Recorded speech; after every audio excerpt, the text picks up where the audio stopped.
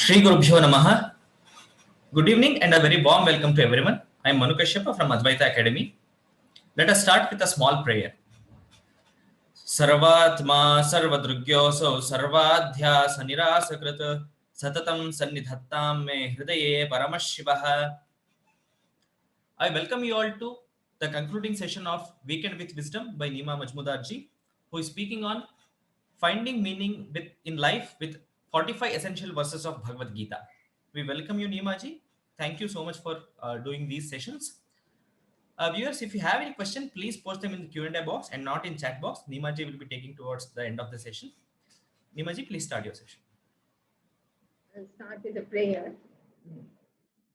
Om Sahana Bhavato Sahanau Bhunakto Sahaviryam Karavavahe Tejasvinavadhitamastu ma vidvishavahe. Om Shanti Shanti Shanti.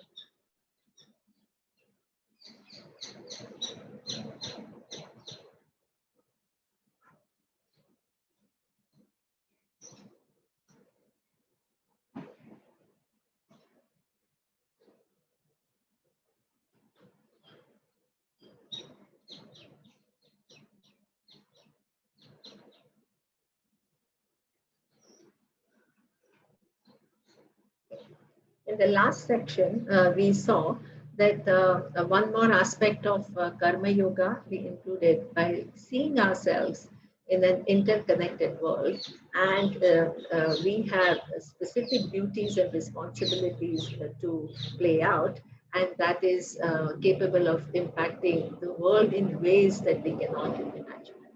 In addition to that, we talked also about the Guru Shishya Parampara, how this whole teaching lineage has been coming for generations, and it has different methodologies, very specific methodologies to make sure that the teaching doesn't get contaminated on the way and it is carried purely. And then we also talked about Lord Krishna presenting himself as being Avatara, and how he had come on this earth, not like a normal jiva with ignorance and account of karma, but an avatara is the one who comes to accomplish a certain purpose. And he talked about two purposes. One is that he had come to re-establish dharma, the right interpretation of dharma. And the second one was that he had also come to put this whole knowledge back on track. Then we talked about the meditation practice that also Lord Krishna thinks is very important, because one thing is about performing actions which are, which is going to take place now, and responding to the result with reference to things that happen to us now. But then we are also carrying some past loads. So meditation is a tool for us to reconnect to Ishvara and to reframe our thinking so that we don't think about our life in a blaming way, either oneself or anybody else, but we see what are the lessons that we have to learn and how to move forward, because life is all about self-growth and self-discovery.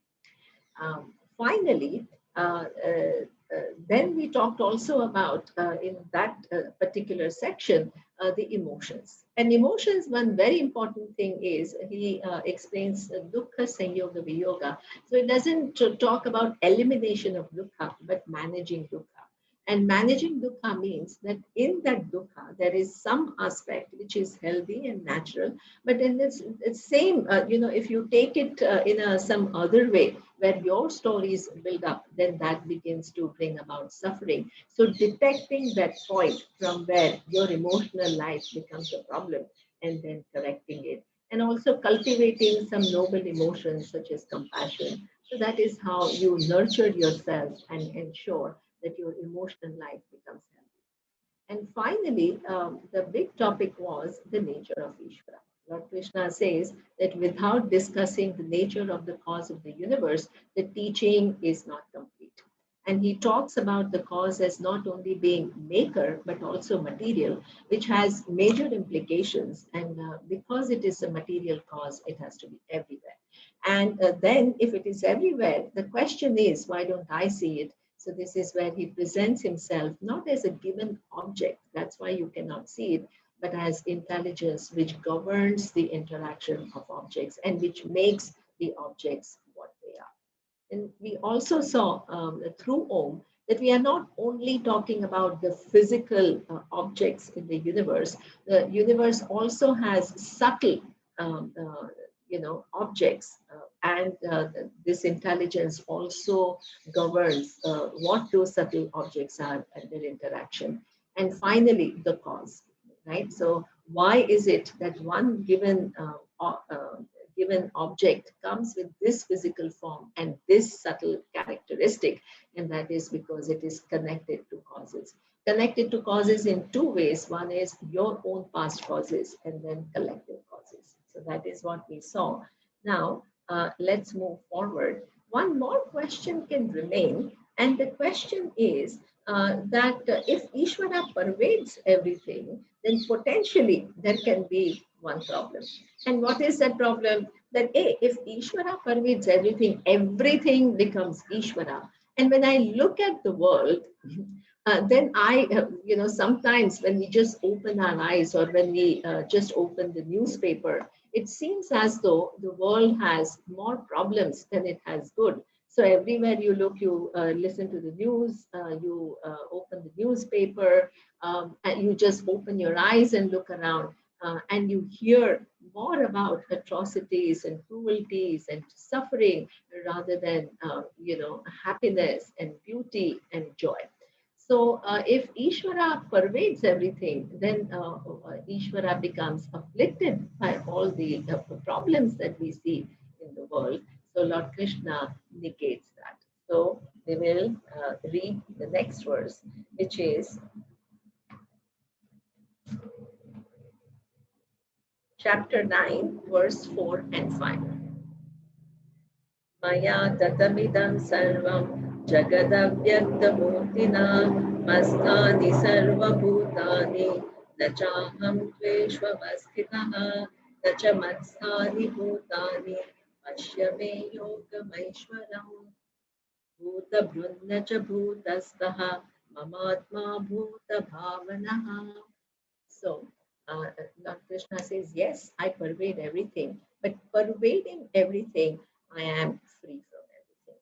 So, how do we understand that? So, as I told you, Ishvara is Sarvajnaha Sarva Shaktiman, all knowledge and all power. And how do I understand that? That all knowledge and all power manifests as all these different laws which govern the universe. And it also kind of makes every object what it is. So object is nothing but atoms and particles, but intelligence is required to put it in a given permutation and combination where it actually takes that given form and it has a function and it is connected to everything else in the world in a very sophisticated way. So this is where you see the presence of intelligence. Now, while the manifest objects have different characteristics, the intelligence which makes them what they are is unaffected by that. So how do we understand that? So let's take a very simple example. A simple example is our own emotions. So nobody can deny that we experience a range of emotions when we live our life. So suppose there is this emotion, let's say of uh, happiness or even sadness or fear.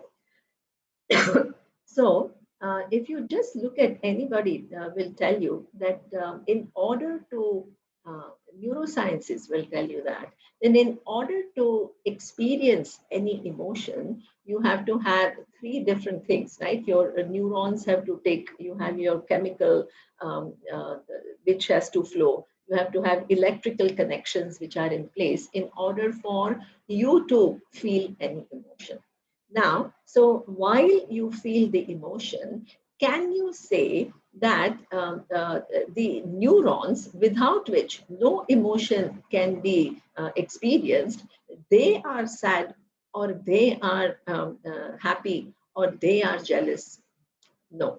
So neurons begin, they connect in a certain way that it gives you a particular experience. If neurons themselves begin to be sad, what will happen is you can't get rid of sadness. But the same neurons got configured differently, and it gives you totally different emotions altogether. So that means emotions are not possible without the presence of neurons, but neurons themselves do not have these characteristics. When they come together in a certain way, we experience that emotion. So neurons inhere every emotion, but they are free from all the kinds of emotions that we experience. Now, if neurons themselves are free from the emotion, then what to talk of intelligence, which puts together these neurons and electrical connections and all the chemical balances which give rise to our thinking capacity? That itself, without this intelligence, there is no configuration of brain and its capabilities, but that intelligence doesn't get affected by whatever our mind is thinking. So pervading everything, that intelligence makes everything what it is, but at the same time, it remains free from everything. And that is a wonderful thing to understand. So this is where we in common parlance, we talk about transcendental nature of Ishvara. So we imagine some very big thing. It is not anything. It is pervading that thing, what it remains free from it. And that is something without intelligence, no form can come into being. Without it, no interaction can take place, but itself is what free from everything that takes place at the level of objects. So this is what he explains to be his nature, that that I'm in and through everything, but I'm untouched by everything. Now, the next verse is a beautiful verse, because now how do I relate to Ishvara? How do there is an all pervading presence of intelligence which touches every aspect of my being. And suppose I'm oblivious to it, then what is my loss? I'm living from my own world. I don't live in the world that is there. So, and the way the world is organized, that the more and more I live from my own creation, where I see my isolation, and I only, I'm left with my anger, my frustration, my insecurities. It becomes an empty world for me. So I have no choice but to come in touch with the real world, which is all pervaded by Ishvara. There is divinity everywhere. There is a beautiful Upanishad, which is Isha Vasya Upanishad. And what it starts by saying, Isha Vasyam Idam Sarvam Yat Kinchit Jagatyam Jagata. So all that is here, where you see a scary world, it's all actually nothing but manifestation of Ishvara. Now, how do I begin to live from this vision? So let's, Lord Krishna shows how you can change the basis of your interaction with this world. Verse 41, chapter 10. Yat yat vibhuti mat sattvam Srimadurjitameva va tattadeva vagachatvam mamate chomsha sambhavam. This is, he says that wherever you see any vibhuti, anything which is a beauty, that's where you see that this is my manifestation. So this is a lovely way. Anything that inspires you, you can convert everything into manifestation of Ishvara. Ishvara is everywhere, but this is a manifestation which has a glory, which has a beauty. So how? We have a whole Vedic culture where every aspect of our life is seen with this whole sense of celebration and what flowing with divinity. So let me give you some examples of how this is not only a profound philosophy, which you find in Gita, very sophisticated, or in Upanishads. We have a living culture. Vedic culture lives this philosophy. So, uh, how do you begin to see divinity everywhere? So, when you look at the world, every second, new moment is coming into being, right? So it seems like the world is just stable, but it's not true. It's in a constant flux, and new opportunities arise, new moments arise, and there are constant changes which are taking place in this world. So that capacity to create new moment, we give it a name, that is manifestation of intelligence, and we give it a name called Brahma. The creative capacity within the creation is given a name called Brahma, so it becomes a divinity. Then, every second, in order for the new moment to come, the previous moment has to go. And also at the level of body, the new cells come, the old have to go. So there is constant, what we call, destruction in the universe. And that destruction is, we give it a name, Shiva. So we don't miss the divine play in that. It is not random. It is all done with an incredible amount of precision. And you don't even realize which cells have come, which cells have gone. But this is a whole dance, and it all has to happen perfectly in order for your body to survive. So we call it Shiva. Now, in between this so-called coming into being of new moment and the going of the old, then there is if suppose you see this coming and going and coming and going at every second, you will not be able to relate to the world at all. So within this constant flux, there is a seeming stability. It makes it all, from our standpoint, from our eyes, it all becomes stable so that we can transact with the universe. We can be meaningful in our interaction with the world. And this is what we call Vishnu. So this is where there are three aspects of this intelligence: birth, going, destruction, and in between this birth and destruction, seeming stability. So we have three names: Brahma, Vishnu, and Maheshwara. Now, in this world, when you engage intelligently, then what you find from our standpoint, what we need some resources, right, in order to be able to afford education, shelter. We need resources. So those resources are also, who gets what resources are also part of the laws of divinity. So this is why we don't call it material life, we call it Lakshmi. So any resource is seen as Lakshmi. Lakshmi itself is further divided into several categories: a nice home, wealth, financial wealth, good food, good kids. So you can have capacity to persevere and succeed. All of this is seen as Lakshmi. Dhana Lakshmi, Dhanya Lakshmi, Gruha Lakshmi, Santana Lakshmi. So your whole life is surrounded by divinity. And you embrace the whole life, and you're not rejecting life, but you're not, a narrow-minded, a scared human being, because you see divinity everywhere.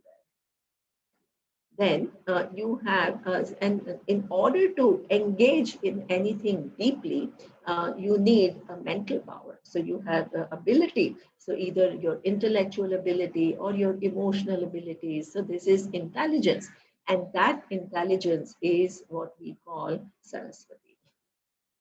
Everything is vibhuti of Ishvara. So suppose you feel that you want, you are learning music, you are learning dance, you are learning any logical discipline, physics, whatever, you can do a prayer to Saraswati to light up your mind. so that you have a proper understanding and your mind can understand things well.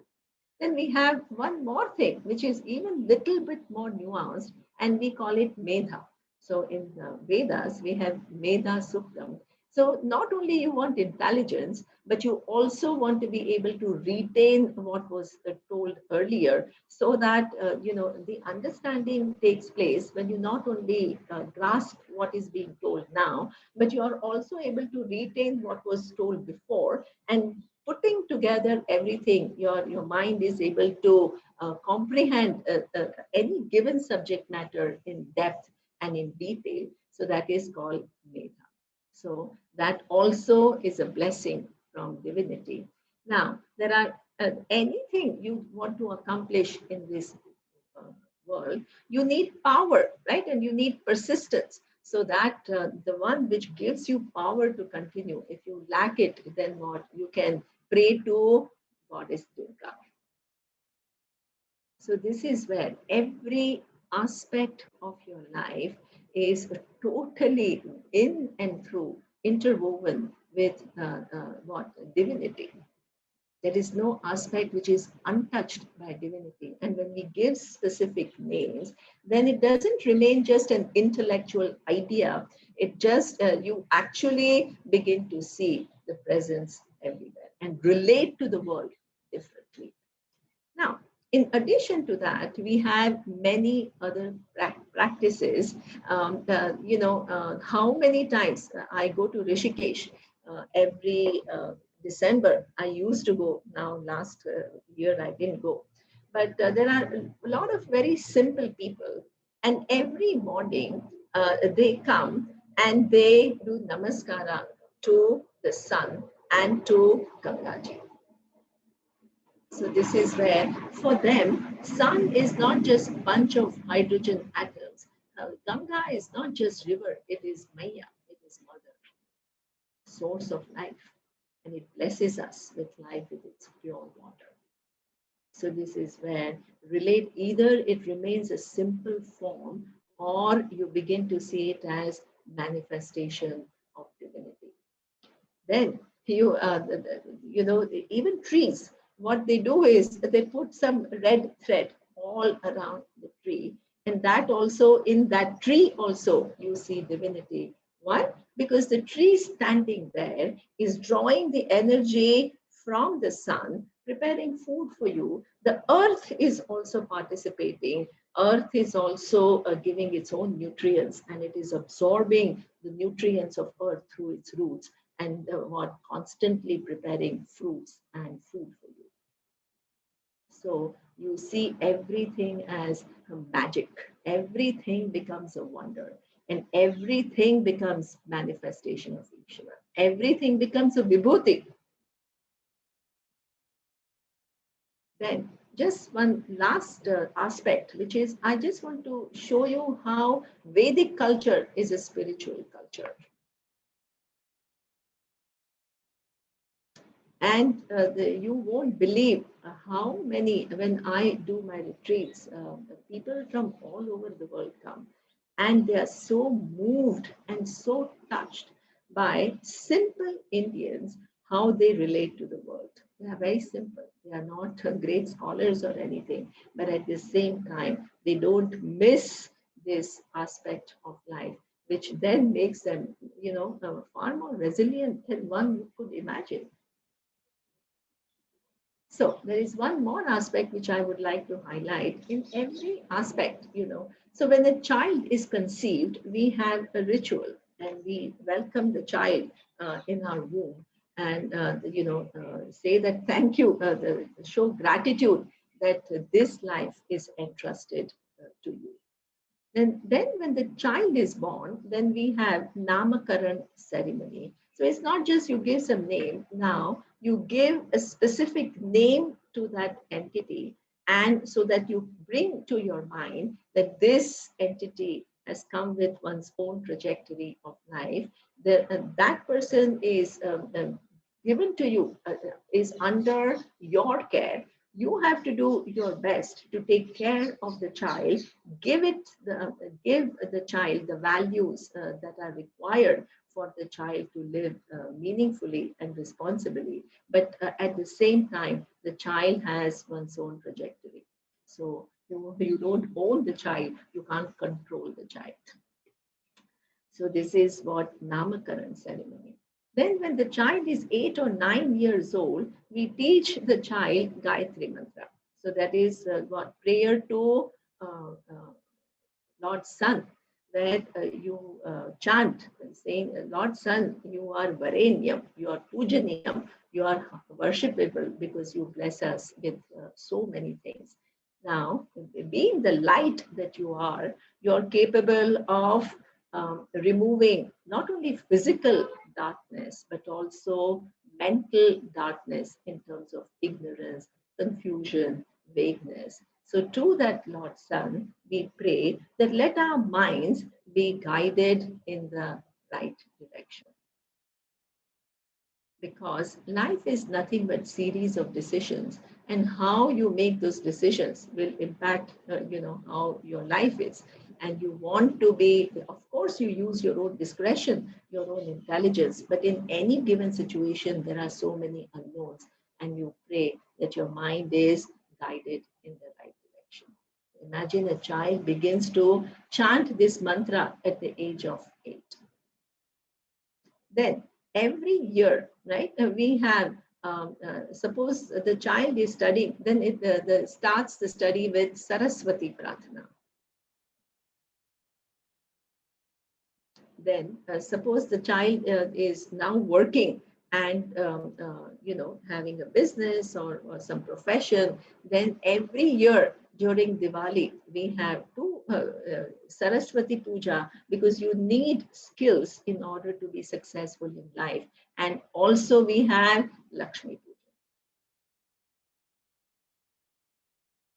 So we also welcome Lakshmi, and we light lamps and we say, please come home and bless me with your abundance. This is how the whole Vedic, and then suppose you build a home, then before you build a home, you do Bhumi Pujan. And after the home is built, Griha Pravesh. So there is no aspect of your life which is not touched by divinity. You constantly bring to your mind, and that makes you a different kind of a human being.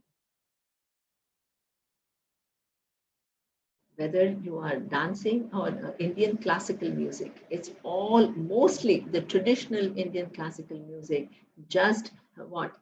Capture the sound harmony which is in the universe, make incredible sounds and relate to Ishvara. Dance forms, they're all classical dance forms. They are all, showing different aspects of Ishvara. Bharatnatyam. So they'll tell you Krishna story, Rama story, they'll Shiva story. Everything is all about divinity. And before the dancer begins to dance, or a singer begins to sing, they will do namaskara to that instrument or to the ground, to the bhumi, because you are going to stamp on it. So this is what we call your life is subsumed. It is every aspect of your life is touched with divinity. And what it does to you is you begin to live with enthusiasm, wonder, and cheerfulness.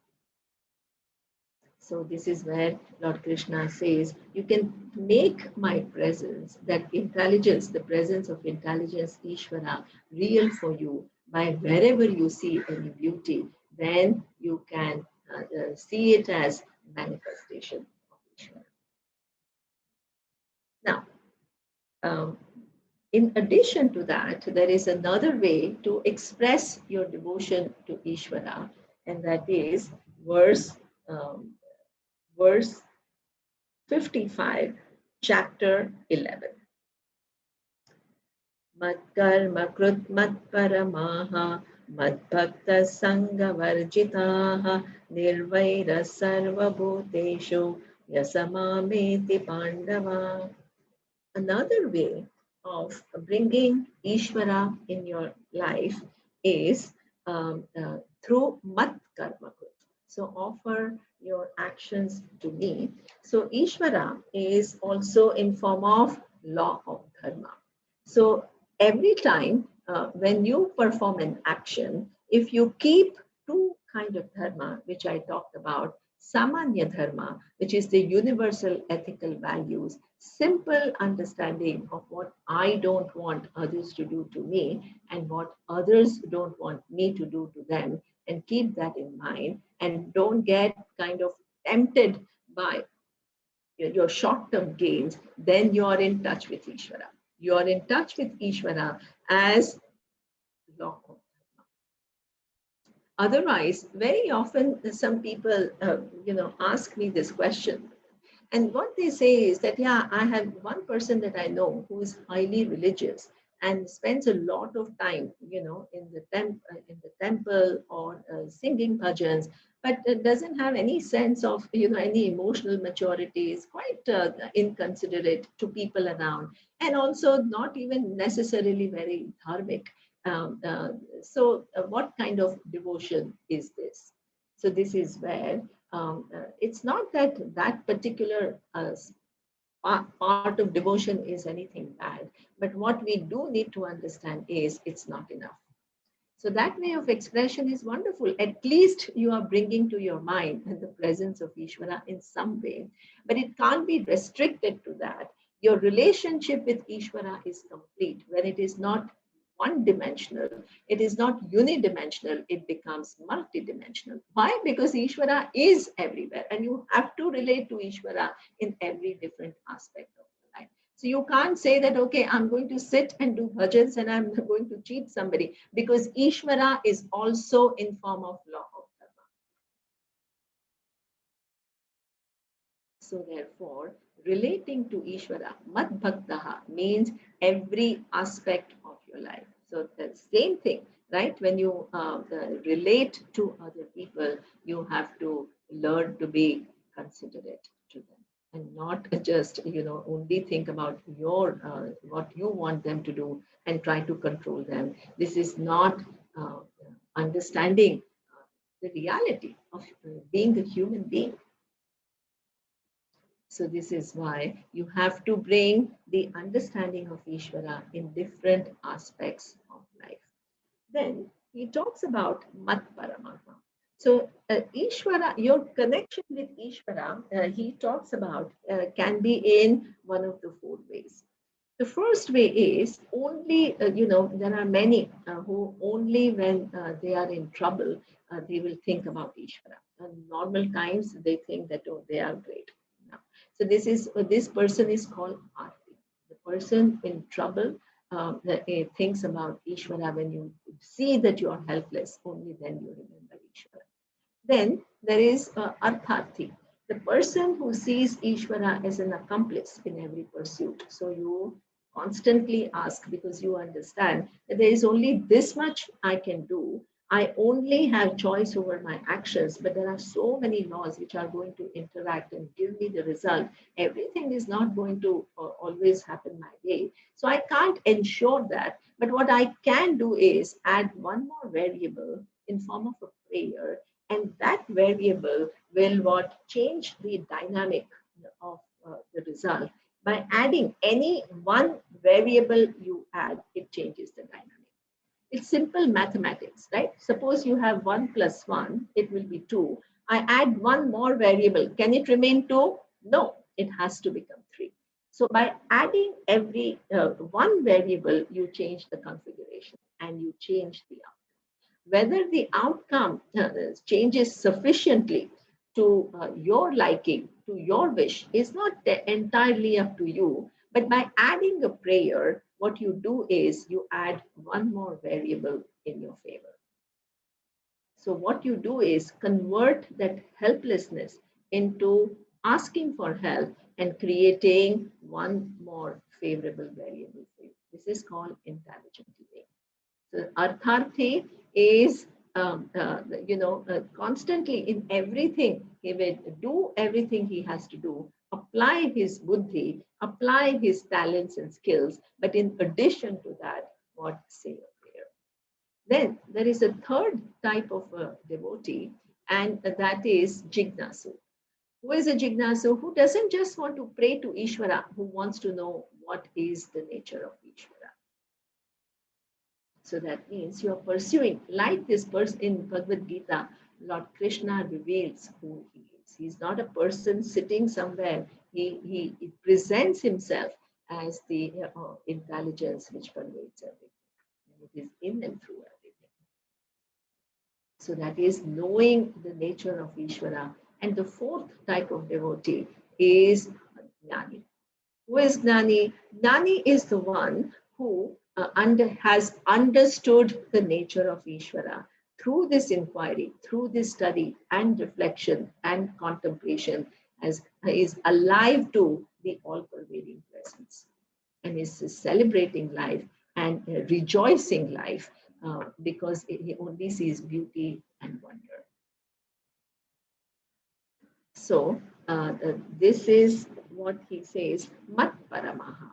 Not only bring Ishvara in your actions, but ultimately your life will only be fulfilled if you try to understand it and not just, any relationship is like that, right? Suppose I want to relate to you. If I don't understand you at all, then I only relate to you according to my image of you, which has got nothing to do with how you really are. And no relationship can be really successful. So here, that Jignasu, Matparamaha, is the one who wants to know the nature of Ishvara.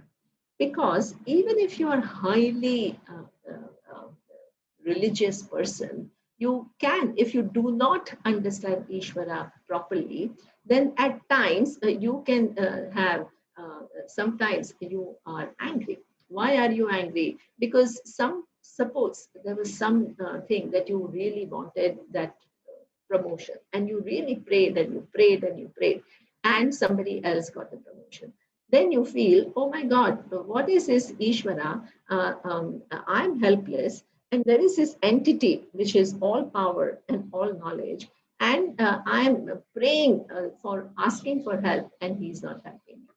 So if you think of Ishvara as a person away from you, guiding your life and giving you what, all the goodies, then one day you will be disappointed with Ishvara because you're asking for help and the help doesn't come the way you want. So the only way you can have a healthy relationship with Ishvara is not to make it into a person who is away and distinct from you, but to re-understand it as all-pervading intelligence, which is in and through each and every one of us. And it is in form of laws, and laws cannot change for us, but we can learn to live with the laws, and we can go very far if we understand the universe and use our free will intelligently. We can achieve amazing things. So this is what he says, become Mat Paramaha. And in the whole process, he adds one more aspect, and he says, Nirvaira Sarva Bhuteshu. There is this person, all of us, we have some people who we think are responsible for all the difficult times that we had in our life. So it can be your parent, or it can be your spouse, or it can be a colleague, or it can be your boss, or whoever. But we always think that people are responsible for what is happening to us.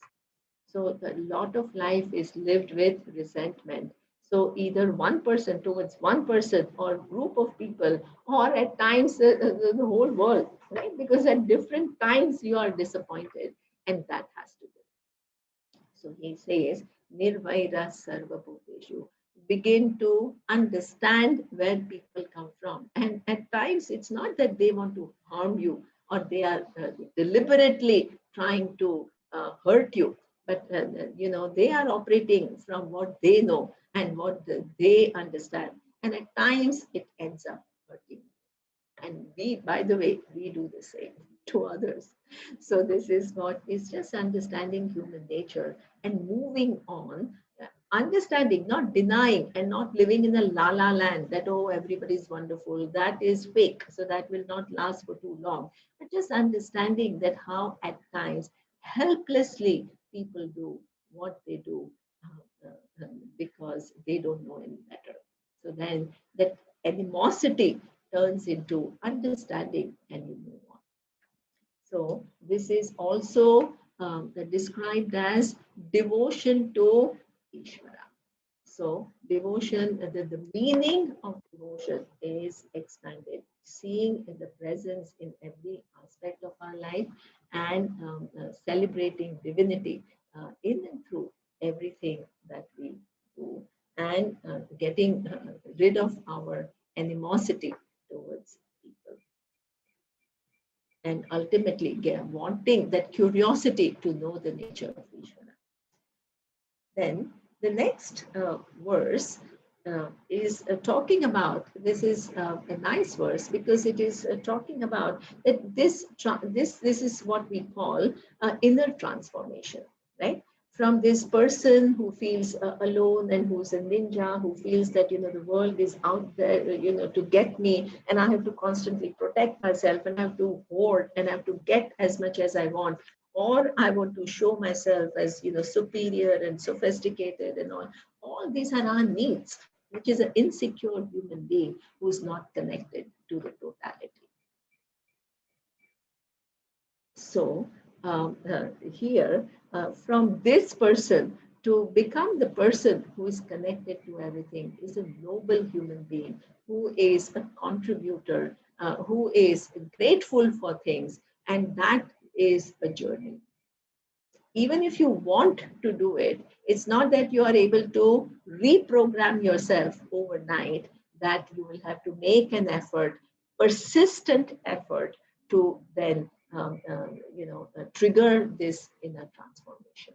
So Lord Krishna shows a method. And what is that method?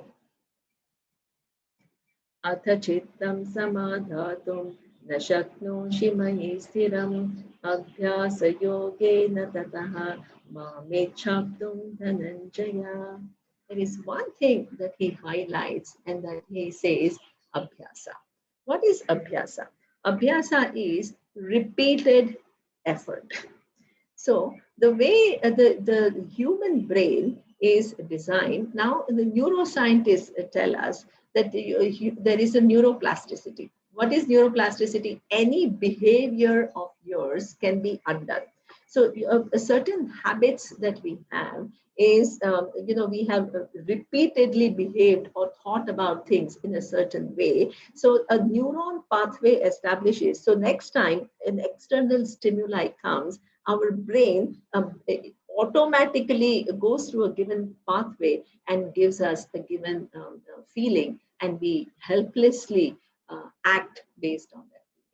So what is neuroplasticity? That you can actually, the established pathways, you can free yourself from, and you can build new pathways based on your new understanding.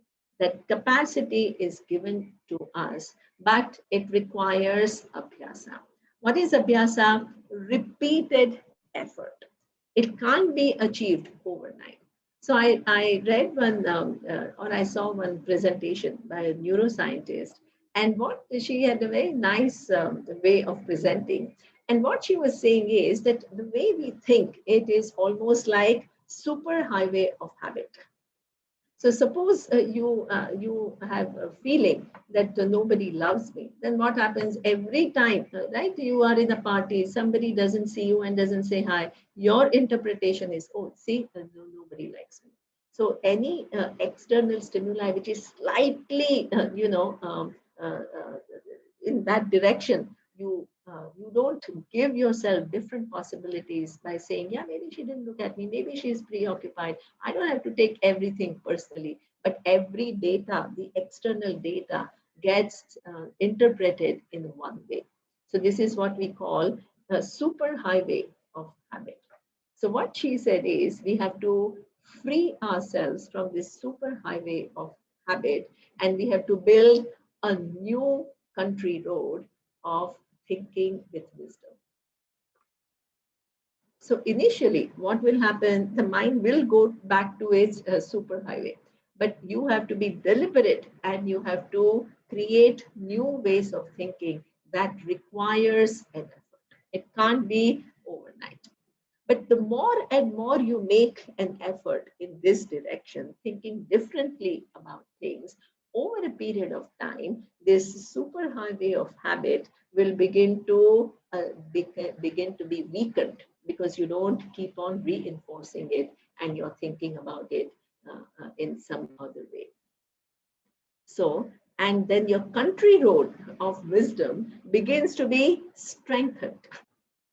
So, over a period of time, you switch, you move completely from super highway of habit to the country road of wisdom, which is more thoughtful, which is more deliberate, and not just mechanical. And so many thousands of years ago, what our culture and our tradition was talking about the fact that a human mind is highly malleable. You can learn new things. You can give up old habits. Everything is possible. It is an amazing instrument that we are all given. But in order to bring about changes, they are not just, it's not any magic that is going to happen. We have to make persistent effort. So he says, from this vision of you, the ninja you, who's constantly fighting with the world, to the one where you relax in the lap of Ishvara, because all that you see is nothing but Ishvara. And you begin to have trust and you begin to value everybody and also value yourself. That will take abhyasa. So there is persistent effort which is required.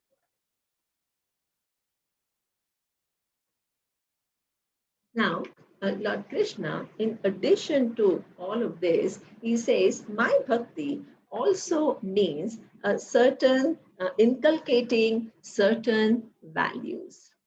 And in chapter 13, verse 7, he talks about certain values which are very essential in order to have a clear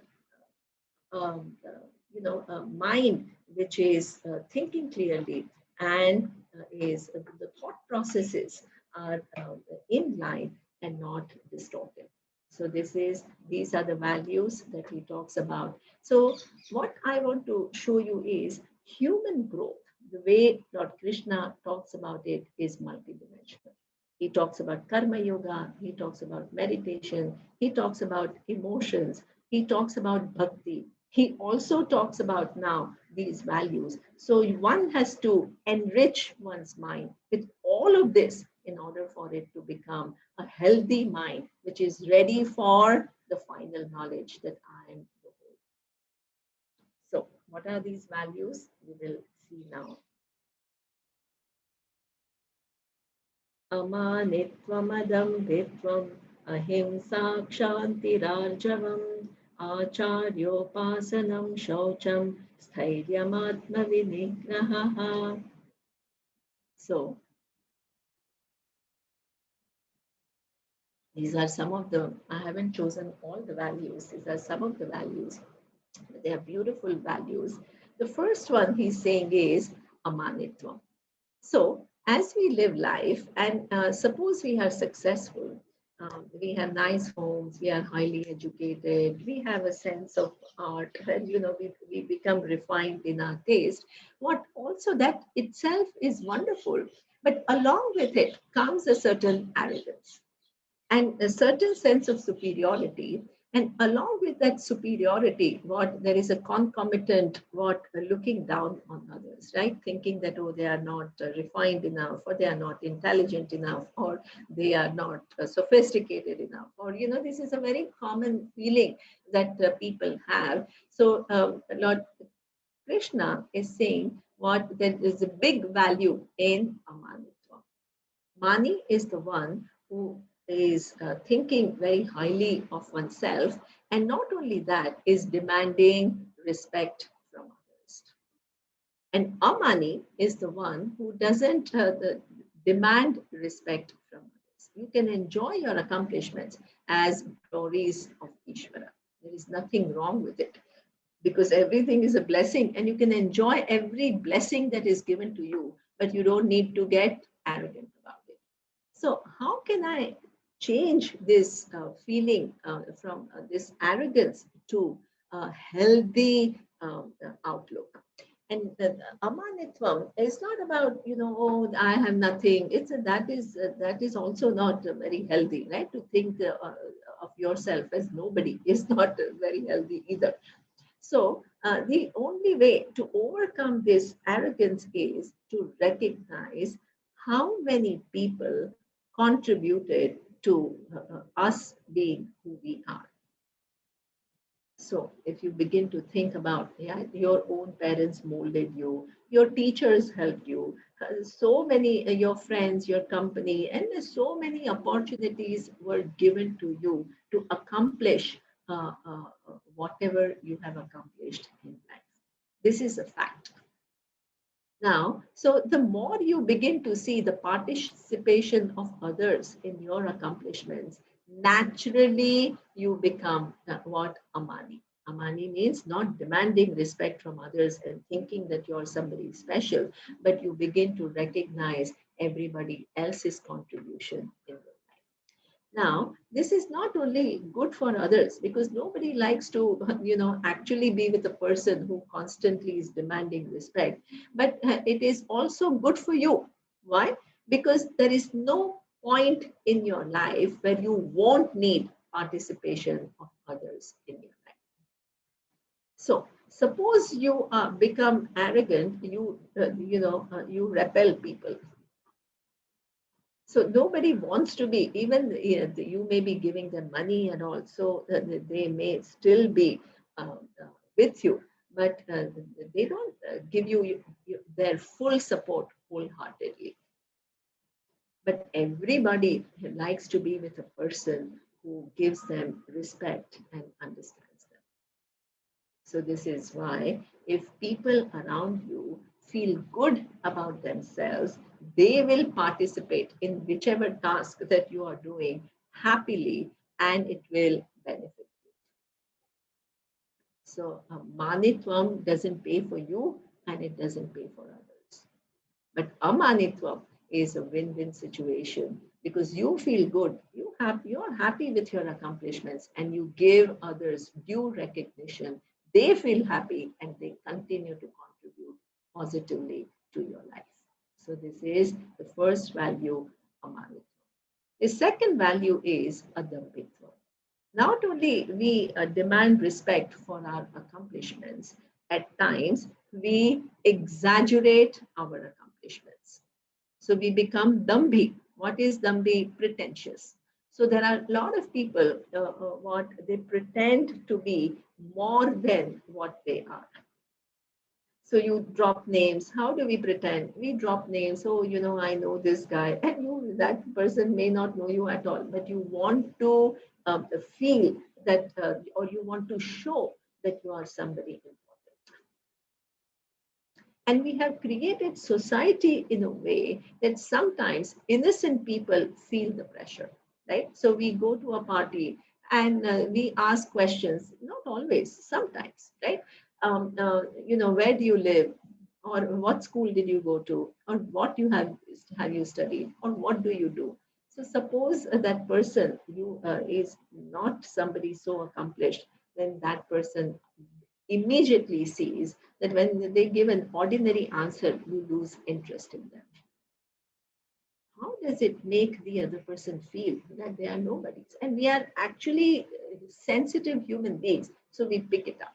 So next time, if you don't have enough strength, what will happen? You will pretend, because you want to be seen as somebody important. So you may exaggerate your accomplishments. So then it's not like you want to deceive them or you want to fool them, but it's just that you want to be accepted by them. So whole society, we have, to a certain extent, we all show our best part and we never show our vulnerabilities. We've created a society like that.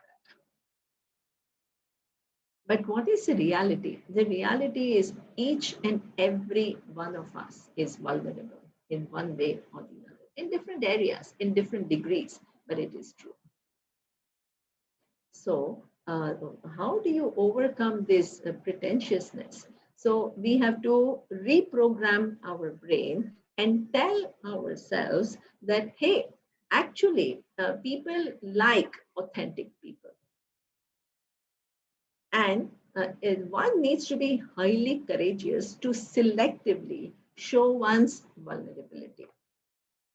And in fact, the more you are able to show your vulnerabilities, not that, oh, I'm nobody, but just at times show that, yeah, this is how it is, then more support you get from people because people perceive you as authentic and not pretentious. And what everybody also knows what it is to be vulnerable, they can relate to that person much better because that's a real person and not a pretentious person. So that way we can get over our pretentiousness. So let me give you one very simple example. I read an author, and what she was saying is that she had a little bit of fear of public speaking. So so she had to give a talk to a large audience, and she wanted to really prepare very well. So she prepared a PowerPoint presentation, and she was 100% prepared so that her fear of public speaking doesn't come out. Now, as she reached the stage, there was some problem in the connections or electricity or whatever. That PowerPoint was not working. So she was panicking. She says, "Oh my God, I had prepared so hard, and I wanted to appear confident, and I wanted to appear eloquent, and just very, very good in my presentation. Now I don't have my PPT, my PowerPoint presentation, and I haven't actually remembered. I mean, of course I know what the presentation is, but I haven't written it down or anything." So instead of hiding her fear, and she was shaking actually, instead of hiding her fear and pretending to be very confident, she just revealed that to the audience. And she says, I really prepared this and I was counting on it. And now it is not working. So please bear with me because I'm not very good with a public presentation. And she said the whole audience it became so much more sympathetic towards her and started supporting her. And after the program was over, some of them came and said, "You had the courage to say that. And after that, my whole attitude towards you changed completely. That you were an authentic human being. You were not afraid to show your vulnerability." People love that. People are sensible and they are sensitive. So we have to change our idea of what impresses people. If there are people who are impressed by all these shows, do you want to relate to them in the first place? You want authentic people around you. And for that, selective vulnerabilities there is nothing wrong. You don't become any less. So this is how you overcome your pretentiousness. Ahimsa. The third value is ahimsa, which is non-violence. So now, non-violence in three ways. One is manas, that you don't think badly about others. The other is ahimsa through speech. You don't accuse others. You don't blame others. And the other is ahimsa through actions. So, one thing, even when you speak to somebody, and ahimsa doesn't mean that, oh, if I say something, it will hurt somebody, therefore, let's not say it. That is not ahimsa. That is just being passive. That is just being driven by fear and not able to address issues. So, we have to understand ahimsa properly. Even if there are difficult topics to talk about, how do you address issues without blaming people? So that is real ahimsa. So you can address issues by saying, this is how I felt, this is how I thought, and I could be wrong. And listen to what that other person has to say rather than saying, you are like that, you are like that, you did this to me, you did that to me. That is just accusing, and that person will again have one's own defense mechanism. And the best defense is attack. So they will counter attack you, and it will go to something totally counterproductive. So ahimsa means addressing issues but without anger. Here, same. Lord Krishna was saying, either you can fight this war, Arjuna, with this thing of anger towards your brother for all the wrong things that they have done. And now the time has come to show them the lesson. That could be your attitude, or it could be ahimsa, that what it's nothing personal. I'm a prince and I have a duty towards my kingdom. And the person who is, unrighteous is happens to be my cousin, and I have to challenge that person because that person is not good for the whole country. So this is where you can challenge, but not with anger. Ahimsa is a very subtle thing. You can fight a war either with a lot of anger, or you can fight with sense of duty.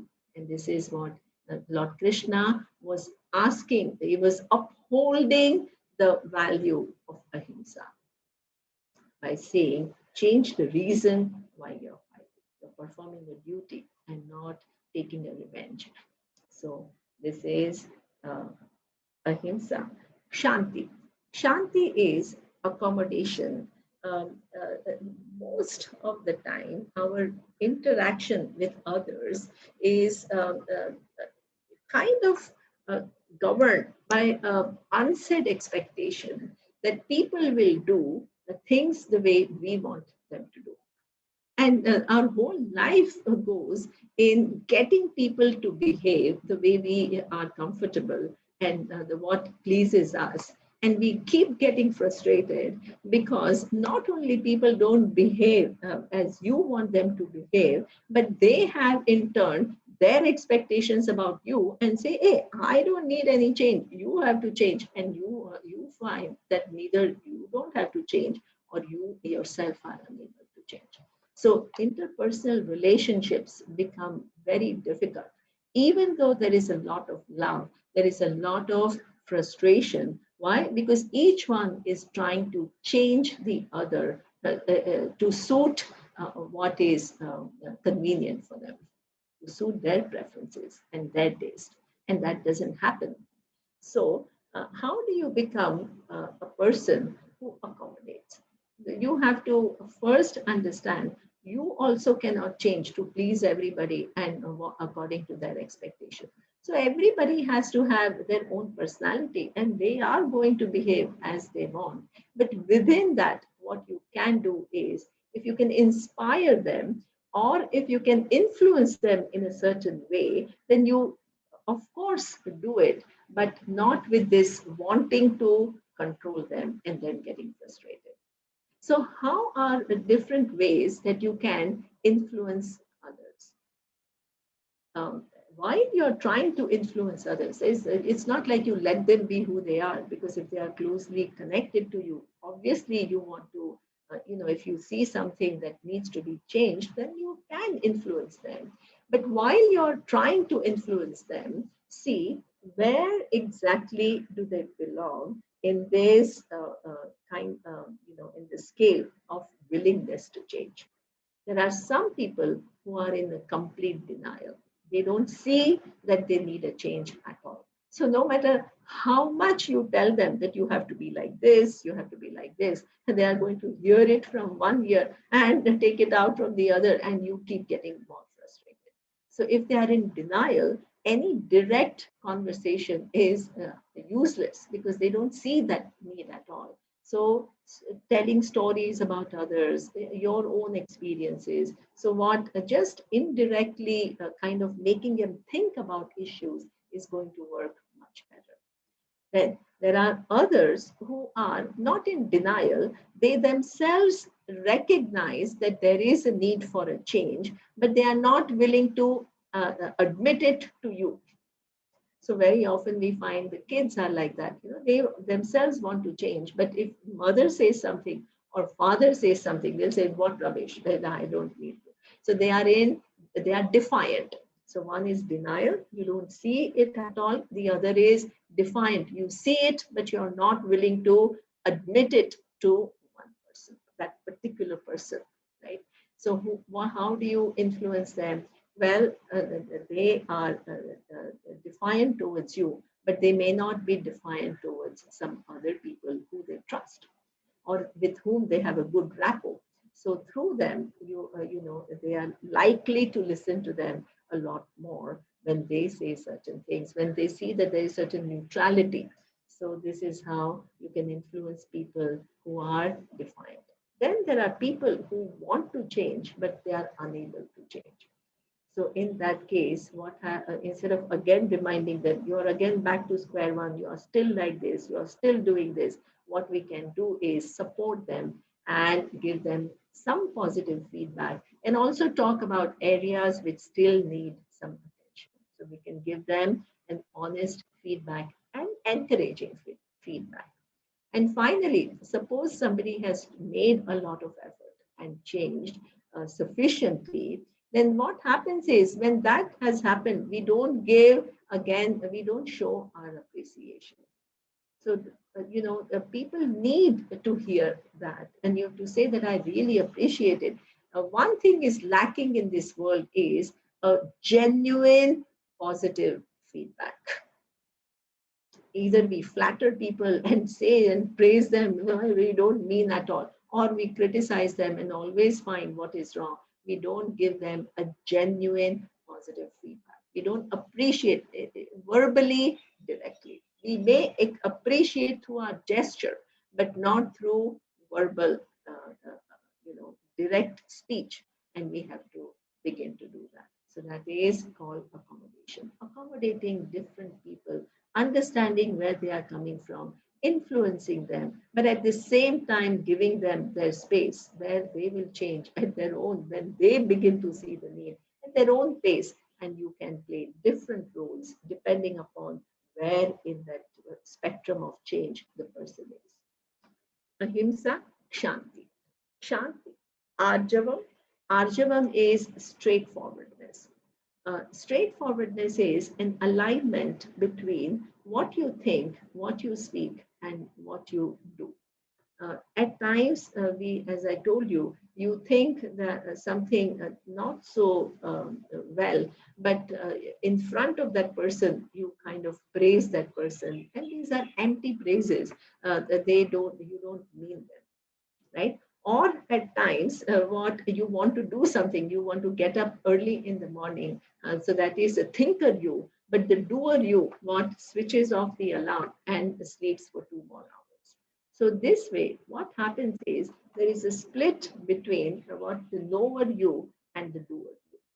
And that split creates a conflict in your head, and it actually brings down your self esteem because the knower you wants to do something and the doer you cannot do it. So, therefore, you feel you are powerless. So, this is where a certain alignment is very much necessary to become a person who is together. Shanti Arjavam Acharyopasanam. Attitude towards teacher. Um, in this particular context, he's talking about a teacher who's teaching you this knowledge. So the teacher who's teaching you this knowledge is taking you from your world, which is I'm insignificant and I don't quite know what meaning can I give to my life, to the person who gives such a big meaning to your life by showing you the path of what self-growth and self-discovery. So many areas of your life there is a potential for growth, and you have to take initiative, and you have to begin to see the presence of Ishvara, and ultimately you have to understand your identity with Ishvara. So now imagine a person accompanies you in this journey from where you have started and where you end up. So the more that you trust the teacher, and you are open to the teaching, the more that journey will be pleasurable for you.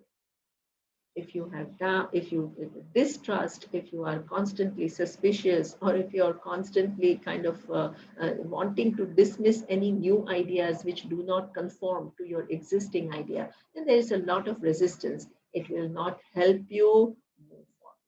So a healthy relationship, a respectful relationship with the teacher is also very important. Now, this is in this context of spirituality, but in any teacher, right? Whether it's a music teacher or dance teacher or math teacher or physics teacher, they have a big contribution in your life. They make you understand things which you did not understand before. And the more respect we have, then the more seamless this learning will become for us, and it will bless us. Acharyopasanam Shaucham. Shaucham is cleanliness. So it has two kinds of cleanliness. One is external cleanliness, and the other is internal cleanliness. So external cleanliness, everybody knows, that the more clean the external environment is, not only it is more hygienic for everybody, but also some external cleanliness has something to do with the state of your mind. If your environment is pleasant and clean, your mind becomes a little uncluttered. So this is why external cleanliness has a value. But more importantly, nobody thinks about internal cleanliness. So what is this internal cleanliness that we are talking about? Lord Krishna, he was talking about four different tendencies that we have, which is adding um, kind of adding some discomfort in ourselves. The first is we are highly self centered. And in being self centered, we become insensitive to the needs of others. And the more we become insensitive to the needs of others, then what happens is our presence is not a very, it becomes a demanding presence, judging presence, and people don't feel comfortable with us. And we ourselves are social beings, and we want to get along with people, and we want to live in harmony. So that self-centeredness is inner ashaucha. It doesn't allow us to live in harmony with everybody. The second is resentment and hatred. The events that happen, and you're holding on, and you're playing a tape, and you're not able to move on. So that is inner ashaucha. Because imagine so much dissatisfaction is in your head, and that is how people are is their problem, but your dissatisfaction becomes your problem, because how you feel and how you live is going to depend upon how you feel and how you are. So this is why hatred and resentment has to be resolved over a period of time. The third inner ashaucham is self-criticism. So there are people who are good to others, but they have this self-critical voice within themselves. And no matter what you do, you tell yourself that what you are not good enough. So initially, what could have happened is that the message came from outside, your parents or your teacher told you you're not good enough. But later on, it became your own voice to yourself, and you are your greatest critique. So everything that you always see yourself in a light where things are not well, and that you can never be comfortable in life. If you have a voice within you which is constantly seeing you as inadequate, then forget it. So no matter what feedback you get, you'll always convert it into something not so nice, and you will suffer. So self-criticism is another problem, or looking down on yourself is another form of self-criticism. And the fourth is jealousy, right? So we compare ourselves with others, and when we think somebody else has achievements which are more than ours, then instead of appreciating them, what happens is we begin to be jealous of them. And as we become jealous of them, we cannot stand, because it makes us feel really small. So nobody can stand as it is, we feel small. Now we feel more small. So what we do is put the person down so that we can feel better about ourselves. So there are a lot of distortions because somebody that you admire, in order for you to be jealous, you have to admire it. It admire certain quality that that person has. But instead of appreciating that quality, what that very quality that you admire, you camouflage and what you criticize that person in order for you to come back to your normal self. So that also needs to be taken care of. And how do you do it? Well, very simple. Think straight. And what is straight? Your real feeling is that you admire that quality of that person. Have the courage to go and appreciate that person and say, I like it, because that's your real feeling. And suppose you feel that I lack it, then by comparing and feeling even further down is not going to help you. If you have value for it, you have to work for it. And whether you reach the level of that person or not is not an issue. The minute you begin to work towards what you want in life, your mind will be engaged productively, constructively, and all these feelings of jealousy will drop off. So this is inner shaucham. And Shaucham, Sthiryam, and Atmavinigraha. Sthiryam means a certain perseverance. Anything that you want to achieve in life, whether you want to become a cricketer, or you want to become a painter, or you want to become any other artist, or a musician, or the physicist, everything requires a lot of effort, perseverance. Now, in all these disciplines, we understand that it requires years and years of effort. But somehow, with reference to spirituality, we think that, oh, something will happen and I will be magically enlightened. So this is not the case. Lord Krishna says, even this journey of self-discovery and self-growth requires a lot of persistent effort. So all these changes in behaviors and changes in orientation and the way that you behave in or your choices, what they are guided by, your resilience, your self-image, all these areas require a lot of effort. And not only you require effort in this area, but even to then understand your true nature, it requires some effort because it is rigorous in its inquiry.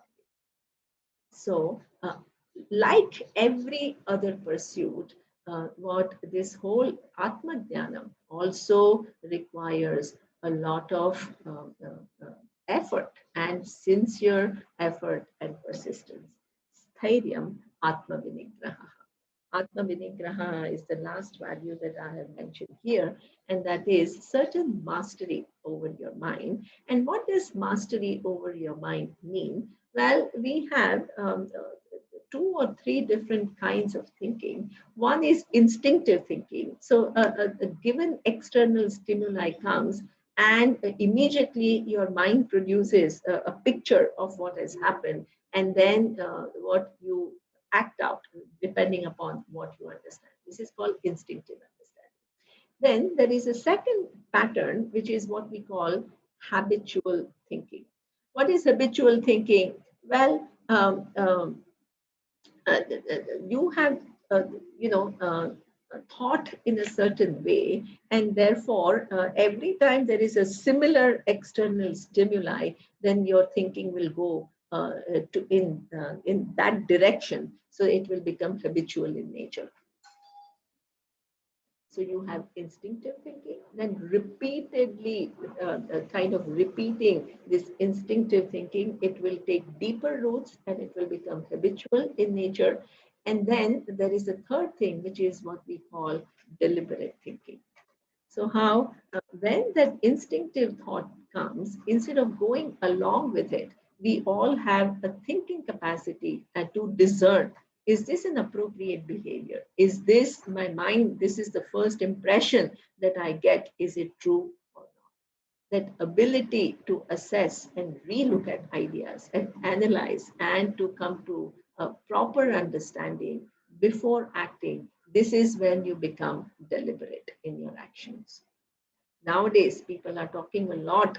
What is very popular is mindfulness. Mindfulness is things you're not in an auto mode, a mechanical mode, but you become much more discerning, discriminating human being who doesn't just go with first impression, who takes time and analyzes things and then chooses a response, a very deliberate choice. So that is deliberate thinking over a period of time. If you begin to be this person who is more and more deliberate in your choices, then that person who is not given to instincts will become your true nature. I mean, your natural being. And that is what we call spontaneously, you become a more discriminating and discerning human being. And your behaviors are not governed by instincts. Okay. So these are all the values that again we need to inculcate.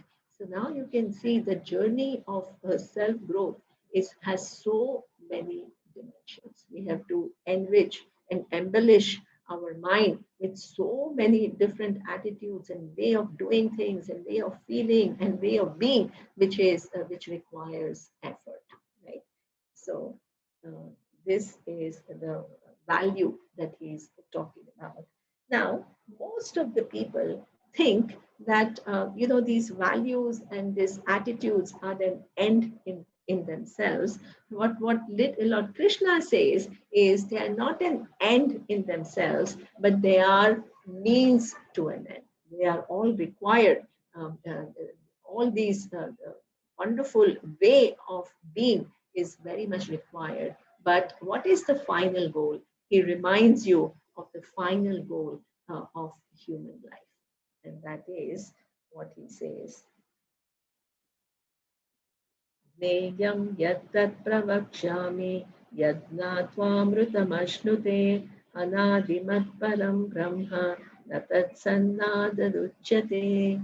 So, what he says is that ultimately, all this growth that you undertake is meant for a final end, which is Gneyam, which is to be known, and that is Brahman. So, what is this Brahman which needs to be known by a human being? So, as I told you, if you remember, the first day we did an inquiry into who am I. And we saw that the body and mind are undergoing constant change, and there is a non-changing reality, which is Sat and Chit.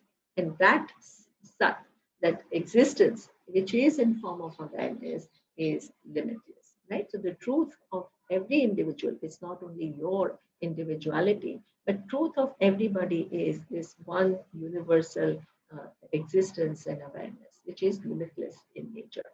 So now that is what we understood, and that is called Brahman, right? So it is that is limitlessly big. It is not restricted by anything.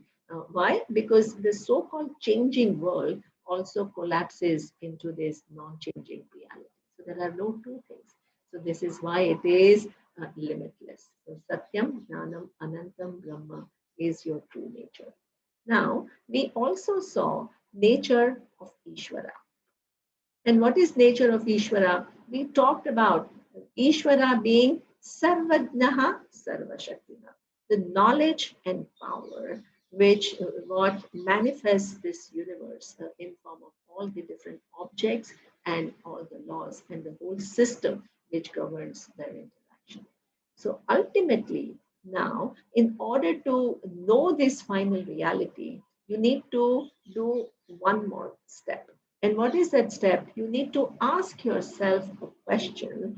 What is the relationship of Ishvara, Sarvajnaha, Sarvashaktiman Ishvara, with this Brahman, Satyam, Jnanam, Anantam? When you find that relationship, then the teaching is over. So, what is that relationship? The relationship is just as you have your variable part and your invariable, Ishvara as intelligence is also undergoing constant change. There are laws which come in, which apply to objects. So objects and laws work hand in hand. So the laws of gravity are there, but when I drop this glass, this pair of glasses, what it has to bring it from here to here. So there is a whole law and interaction between laws and objects creates a constantly changing universe. So, and the knowledge and power also has to undergo change to incorporate every new cause that we all add and what bring about a corresponding change in the universe so that the universe begins to change, incorporating all the actions that we perform every second. So it's in a constantly reshuffling and moving. So this is a variable aspect of Ishvara. So every time, and that is also then incidental, then what is the intrinsic nature of Ishvara? Here, what Lord Krishna says is that intrinsic nature of Ishvara is same Satyam, Jnanam, Anantam, Brahma. So you had two upadhis. One is Jiva Upadhi, the individual. The other is Ishvara Upadhi, all knowledge and all power. But both have their being in one reality, which is Brahman. How do I understand that? Well, the only way to understand is that in order, we are talking about this small knowledge and what is required, what is more fundamental to this alpajnaha that we are, the small little knowledge that we are able to gather during our lifetime. It requires awareness, the invariable presence of awareness. All knowledge, which is all knowledge from which comes the whole universe, the whole manifestation, what is more fundamental, the knowledge or awareness? For any knowledge to exist, it requires awareness. But awareness doesn't require a specific knowledge for it to exist. So this is why what even this variable aspect of Ishvara, which is knowledge and power, and then there is intrinsic nature of Ishvara, which is awareness, the existence and awareness, which is limitless. So here he says, ultimately, you have to know this Anadimat Param Brahma. What? That Brahman, which is your truth, is also the truth of Ishvara. The entities are different, the appearance are different, but the truth is the same. It is like discovering that the water has its truth in a wave has its truth in water, because without water there is no wave. But ocean, which is a much bigger entity, which contains all the different waves, it also has its truth in water. So there are as though two entities. One is an individual wave, and then there is a total ocean within which all the past, present, and future waves exist. It's a much bigger entity. It doesn't come and go as waves come and go, but that entity, ocean, also has its truth in water. That is the final, irreducible reality of everything. So water is, in this example, the final reality, and the water appears in two different forms. One is individual form, Vyashti, which is wave. The other is Samashti, which is ocean.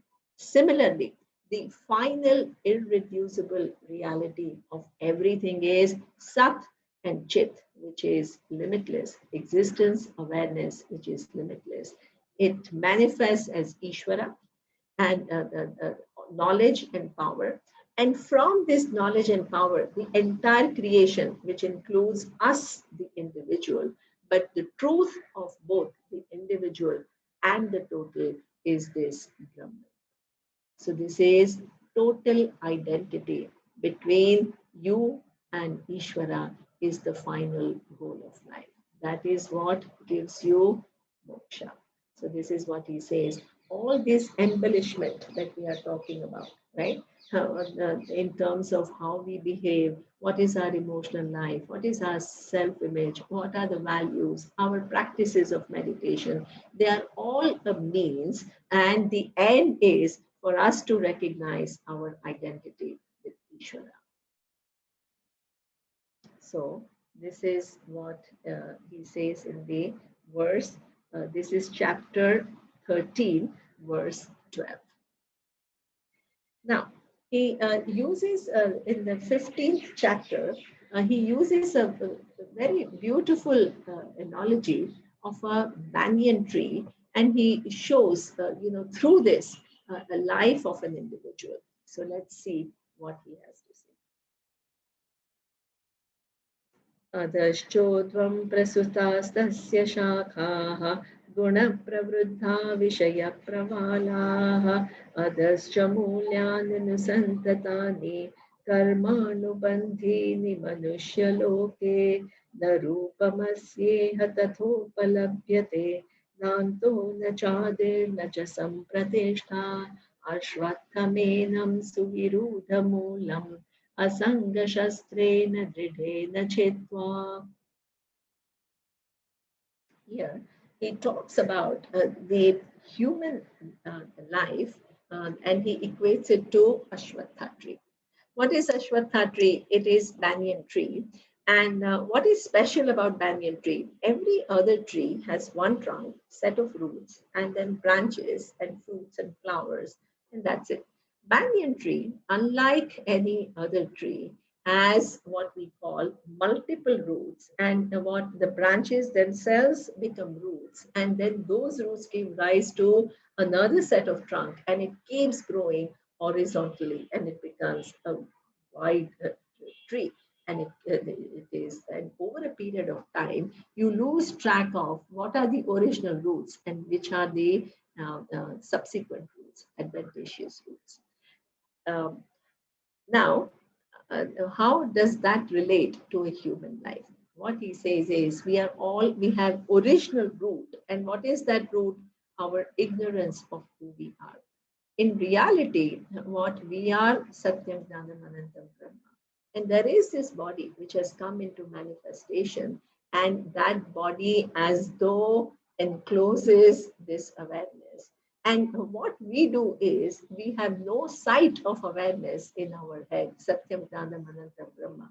We take ourselves to be this individual, the body and mind, and we take everybody else to be this body and mind, and we live in this world as one individual. So this is what we call the original ignorance that we all have. It's our initial capital, right? Everybody is born with this ignorance. Now, as we have that ignorance, those are the roots, what it will give us a given individuality. So we come into being in this world with a given form, and we cannot stand our limitation. So we want to discover ourselves as free from any limitation, but we don't quite know how to do it. So we engage with the world. So through our actions. And as we engage, what will happen is we receive two kinds of results. So the trunk comes, which is your individuality, and you engage with the world in many different directions. So these are all the branches. So your home life, your friends, your social status, your professional life. So you play many different roles. So these are all the different branches. Now, in each of these areas, you act, right? So you can be highly successful business person, but quite, dominating husband or wife. So it doesn't mean that in one area you're doing well, therefore you're doing well in everything else. So different areas of your life, you begin to engage, and depending upon how you engage in different areas of your life, you will receive seen results of that, what your fruits and flowers. So suppose you are doing well professionally, you will get promotions and all. But suppose you are not paying enough attention to your home, then people will be dissatisfied, and then there will be all these dynamics which are unhealthy. So they will set in. So that means there is a immediate feedback given to you about nature of your participation in different areas of your life. These are your fruits and your flowers. Now, those will also have what we call unseen result. So these branches themselves will become the roots, and that root will again give you rise to another individuality. You come back again in another form, and again you have to participate. Again, you're given the feedback about nature of your participation in different areas of your life, and also the causes that you create will again become roots for your subsequent work. This is called tree of samsara. We go on and on and on. Now, what is the purpose of life? Well, the purpose of life is twofold. One is nobody wants an unhealthy tree, so you want to make this tree healthy. You want nice fruits, you want nice flowers, you want to enjoy life. Obviously, that is one of the purpose. You're coming on this earth to live life, not to reject life. And Arjuna kept wanting to run away, and Lord Krishna says, "Hey, you have to stay here, and you have to do what you have to do." So this is where you want to live life fully with wisdom, with understanding. So this is one goal. But ultimately, the whole tree has come. What is the real origin of the tree? Ignorance. That is the original root. Ignorance about your true nature, which is that you are the whole. You are not this small entity which keeps going and coming and through karma and all that. You are not this entity. You are Satyam, Jnanam, Anantam, Brahma, which is one with Ishvara. So ultimately, you also, because the whole tree depends upon the original root, which is ignorance, you want to uproot the tree by addressing the ignorance. So how do you embellish your tree? You embellish your tree by all these wonderful things that I told you, living more responsibly and more with more awareness, and including divinity in your life, which will fill up your life. It will bring all different colors in life and not make it monotonous and boring. And see yourself as participating in yajna of Ishvara, and use all your talents and all express your abilities, and live in abundance. This is something that you can do to embellish your tree. Live with values, and begin to be considerate of others, resilience towards challenges. So this is how you can make your tree beautiful. But along with that, you also have to uproot the tree by engaging in Brahmavidya. What and listening to what Shastra has to say about your true nature as one with Ishvara. So that is also very much required. Now, as you begin to listen to Shastra, there are three things that we do. One is listen to what they have to say about who you are, because you have no way of figuring it out by yourself. No, you can't figure out I'm that limitless existence awareness, which is one with Ishvara. It's very hard to figure out. So this is why there is what we call listening to Shastra and with Tatparya Nishchaya. What is Tatparya Nishchaya? You try to figure out what is it that Shastra is trying to communicate to me. What is it saying? Because it's quite different from what I think the world is. So you try to get it and not project your own opinions of it. The second is mananam. Because the vision that Shastra presents is so different from what we think who we are, it requires a certain reflection. You will certainly have doubts, and you have to raise those doubts, and you have to logically see the fallacy in the postulations that you make, and you have to dismiss them. And the third is nididhyasana. Contemplate on what Shastra is talking about and understand intimately what is being talked about.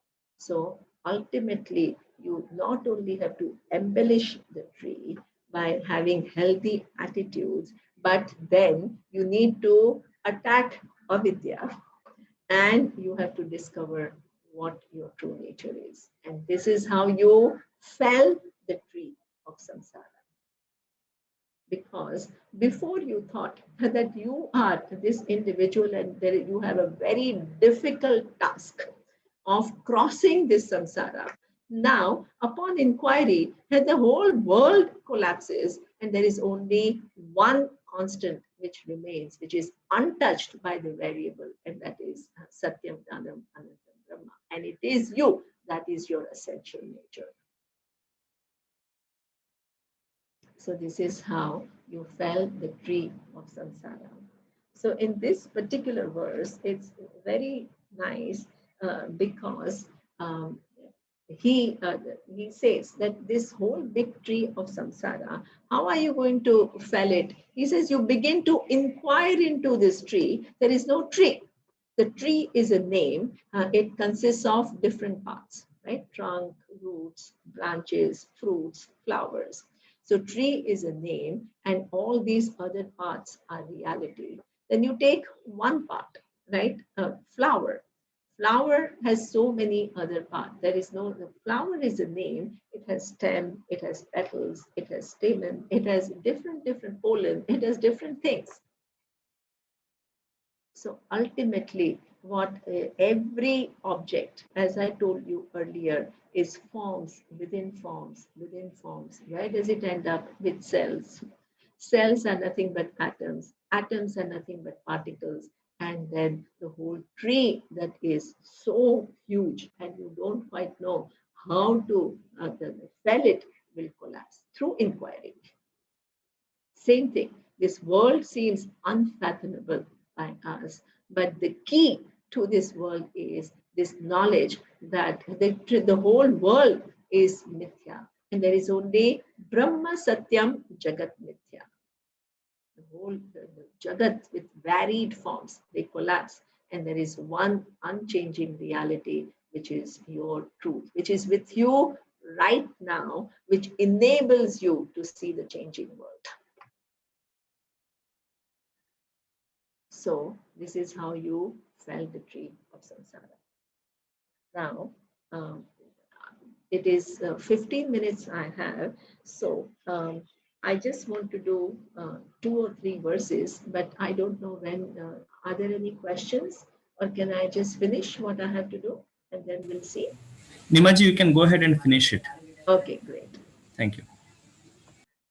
So now Arjuna asks a very beautiful question, and he says that let's listen to his question. He's listening with an awe, and he's asking this question.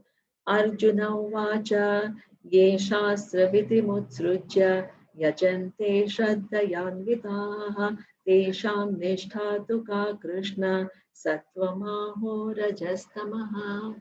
He asks a brilliant question by saying that hey, there are so many people in this world who may never have heard Bhagavad Gita or this teaching, right? There are so many, and but they have Shraddha.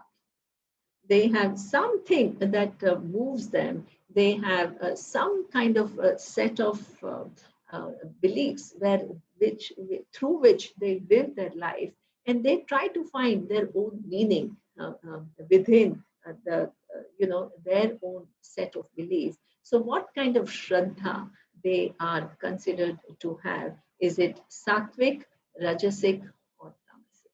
So, for the first time, so there is a framework which is used. What? Sattva, rajas, and tamas. So, this is a final framework which is used. And what does sattva stand for? Sattva stands for anything which is pure, anything which is brilliant, anything which is clear and anything which is refined. And also emotional, it can be emotional refinement, it can be intelligence, it can be in so many different ways. So this is what we call sattva. What is rajas? Rajas stands for something which makes you a little self-centered, in the sense that your focus is on yourself and your gratification. And tamas, and it can come out as ambition, a lot of activities, success. So that is an expression of rajasic nature. And then there is tamas. What is tamas? Laziness, laxity. You don't pay attention to things, and you just kind of live without any goals. So this is what we call tamas. Now, so one is very exalted and very refined. The other is kind of medium, and the third is what not very conducive, not engaging fully and being lax. Now, suppose somebody is living not knowing Gita and not knowing this teaching at all, but some set of, something that makes them move forward and live their life. What kind of Shraddha, set of beliefs and set of convictions that with which we live our life? Is it that person is sattvic, rajasic, or tamasic? That's a very interesting question, because what one would expect is Lord Krishna would say anybody who comes to Gita is sattvic, and anybody who doesn't come to Gita is either rajasic or tamasic. But Lord Krishna is very clever. His answers are totally out of the box. So let's listen to what his answer is. त्रिविधा भवति श्रद्धा देहिनां सा स्वभावजा सात्विकी राजसी चैव तामसी चेति तां शृणु. This is anybody who lives with any set of conviction. It can be either sattvic, rajasic, or tamasic. You cannot categorically say that only people who come to Gita are sattvic and all the others are not.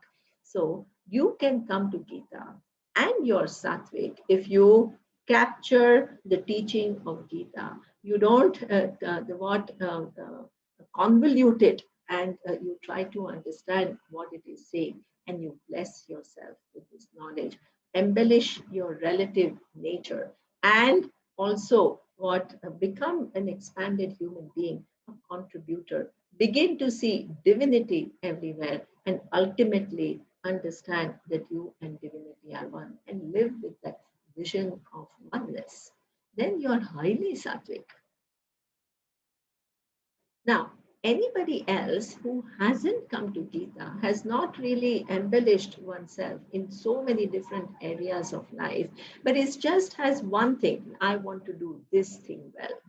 There are so many people, right? So there are scientists who dedicate their life to one cause, and they give they spend hours contemplating of looking into the mystery that the world is.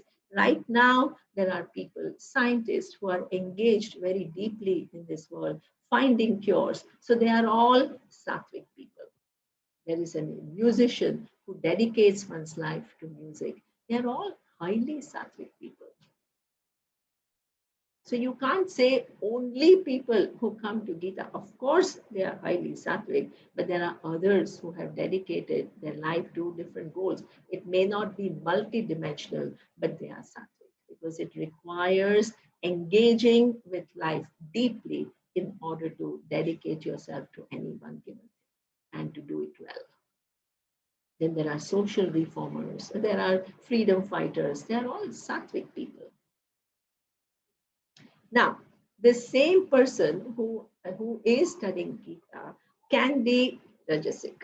How? If I want to, through Gita, I want to, my intentions are, I want to become famous. I want to become a well-known personality. I want to be worshipped as a wise person. I want people to touch my feet. So that all becomes your personal agenda. So you can be so-called spiritual person, but you, through your intentions and motivations, you are Rajasic.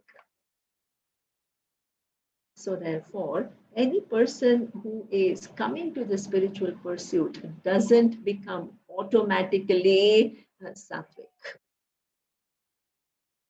It depends upon what your intentions are. Similarly, anybody else who doesn't come to Gita at all and lives one life, and their whole attention is not what can I do and immersing oneself, but how can I get the most success, or how do I get certain position or power or wealth. So if that is the basis of your interaction with the world, then you are Rajasic.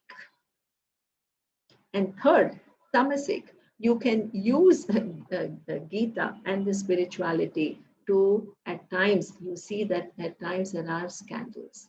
Innocent people come and sometimes the gurus don't know very much. And not only that they're not able to guide them properly, but they misguide. And the innocent people, they just are misguided by these people and they are taken advantage of. So that becomes tamasic. And anybody else who hasn't come to Gita is living a life where anything that you do, you are trying to cut corners. Or even if you're a scientist, somebody tells you that, show these results and we'll give you millions, and you succumb to that temptation. So that makes you tamasic. So this is something which is beautiful answer, right? That automatically by doing something, you don't become either sattvic, rajasic, or tamasic. Behind doing that, what is your intention? Where is your integrity? How much authenticity you have? How much integrity you have? That is going to decide whether you are sattvic, rajasic, or tamasic. Brilliant answer, right? Life is not as simple, it is far more intricate. And the intentions and motivations are subtle. And nobody can see. There are things which are tangible, there are things which are intangible. So sattvic, rajasic, and tamasic is a framework which enables us to question not only what we do, but why we do what we do. What are our real intentions? What are our real motivations? So he says, ultimately, everybody is in a journey. All three qualities are integral part of us. But our journey is to become more and more sattvic. And Gita shows you how to become sattvic, not in one area, but different areas of your life. Now, the last verse, which I want to say, this is a beautiful verse with which I would like to complete the teaching here. He says, which is chapter 18, verse 66. Sarvadharman parityajya mamekam sharanam braja aham tva sarva papebhyah moksha ishyami ma shuchaha.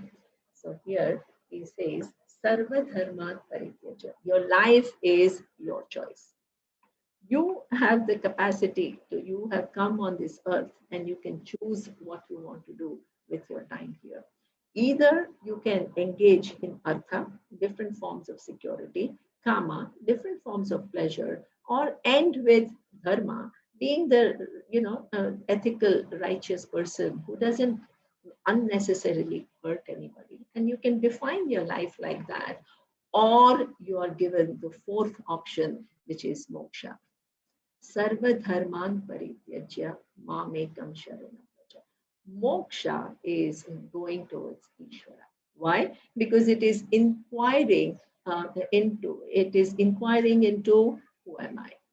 And when you inquire into exactly who you are, what you end up discovering is your truth is same as Ishvara's truth. This is the teaching.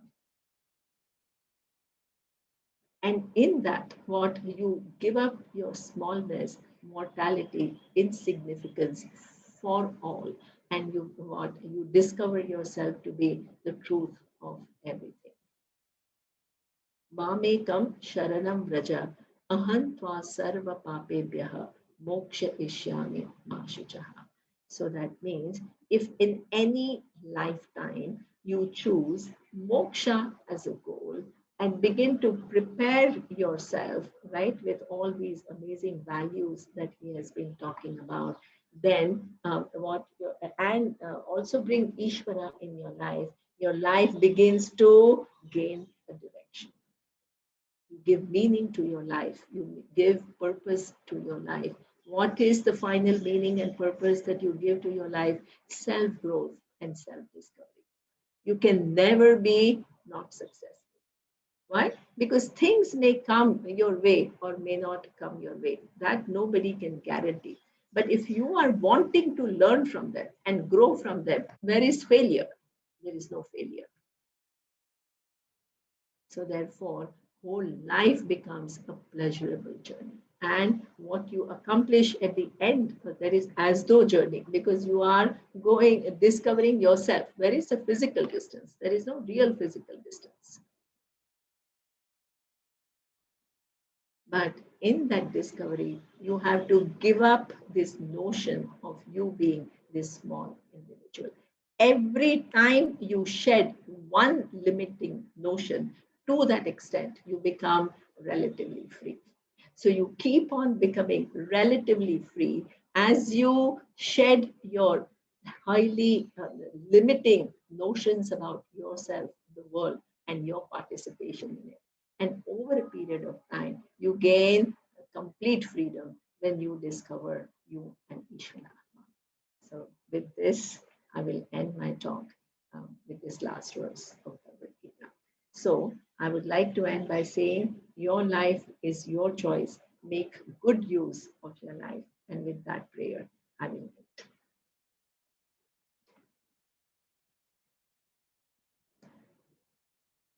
I will do a prayer, which is are there any questions or should I end? There are no questions, Neemaji. Okay, great. So I will end. Om Purnamadav Purnamidam Purnat Purnamudachyate Purnasya Purnamadaya Purnameva Vashishyate. Om Shanti Shanti Shanti. Om Shri Guru Pyo Namaha. Harihi Om.